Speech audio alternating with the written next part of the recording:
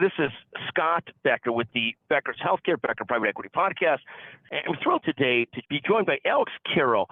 Alex is with the Healthcare IT advisory firm.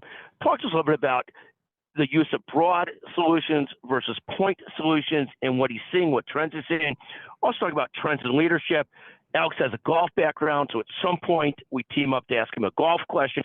Alex, thank you so much for joining us. Can you take a moment to introduce yourself and tell us about what you do? Absolutely. Thanks so much, Scott. My name is Alex Carroll. I am a healthcare IT advisory. So I work for SHI International based out of Somerset, New Jersey. What I do every day is help hospitals implement the right technology solutions for their business and for what they're hoping to accomplish in the future. So what I do is work with clinical and IT staff to help them advise, design, implement, and manage some of the solutions that they put into their technology environment that are secure, help to increase their user experience, automate their business processes, help to maximize their ROI. As I mentioned, I work for SHI International, which is the largest privately held minority women-owned business enterprise in America. So we employ over 6,000 coworkers globally, and we have 10,000 partnerships in place with vendors that help us support our customers, help us solve their business challenges, ranging from things like end-user computing to working in their enterprise data center, some multi-cloud solutions. So we're really excited about what we're doing, and I'm fortunate to work with great people in healthcare IT every day. Well, thank you so much, Alex. And tell us a little bit about what's working in health IT today well. Give us a few examples of what's working well that people are pleased with. What's going well? Because we hear so much from big systems where there is so many different things out there being thrown at them from an IT perspective, and trying to decide what works, what doesn't work, not trying to have so many applications going. So what is going well? What do people look at and say, oh, this is going pretty well right now? Yeah, I mean, that's a great question. I do think, obviously some of the larger OEMs, for example, Microsoft, Cisco, Dell, that's where those companies are really tried and true. And I think, when you speak with a lot of healthcare advisories, they typically will say, if you go with one of those vendors or a well-known vendor, you're never going to get fired as a result of that. So I think, kind of sticking with what's tried and true. But I think one of the major things that I'm noticing in my everyday conversations with healthcare IT leaders is, the increased focus on cybersecurity. I mean, the reality is with healthcare organizations, they're probably more vulnerable to cyber attacks due to, patients' PHI, their financial information, and therefore they become the real primary targets of cyber criminals. So I think, healthcare leaders that focus on cybersecurity and embed that not just as keeping security separate from IT, but ingraining it in everything that you do. I think that's where a lot of healthcare organizations are seeing more success, more stability, less vulnerability. So that's where we're focused. That's where a lot of our customers are focused, and we try to meet them where they are. And talk to us about this. I hear so much from systems that are trying to focus less on point solutions and more on enterprise solutions. Give us a sense of what you hear from people in that perspective. Are people more focused on trying to do more with a particular vendor versus less? Because everybody's trying to avoid having 1,000 different applications going, 2,000 different applications going. What are you seeing out there, enterprise versus point solutions? Yeah, I mean, I think, like you mentioned, the consolidation aspect, I think, as I mentioned, some of the big vendors that, that's where a lot of our organizations are spending their money, their Microsoft spend, Dell spend, their Cisco spend.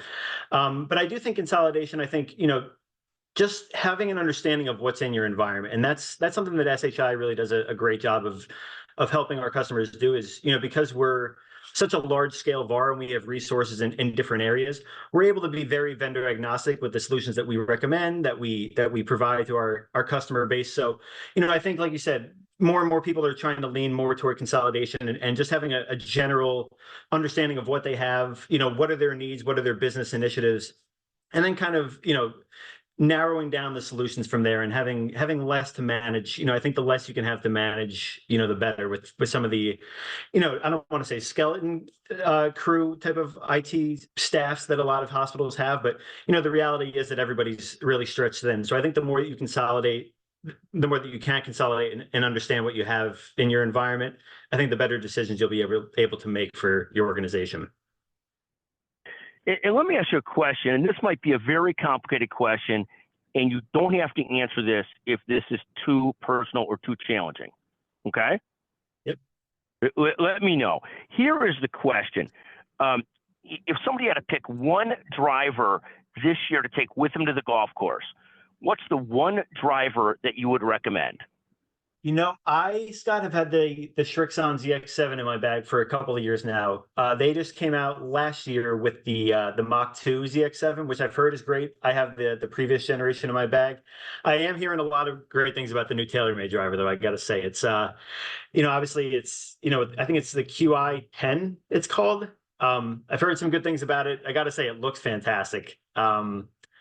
I was a TaylorMade guy before Srixon, but I've had really good results with the ZX7. What do you have in your bag right now?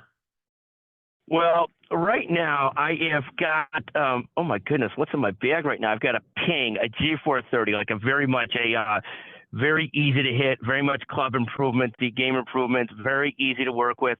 I've worked with the Paradigm Triple Diamond. I've gone back and forth on that, but I've gone back to the Ping because I'm just having an easier time putting it where I want to be and being in play, even though it might not maximize the yardage that the Paradigm does.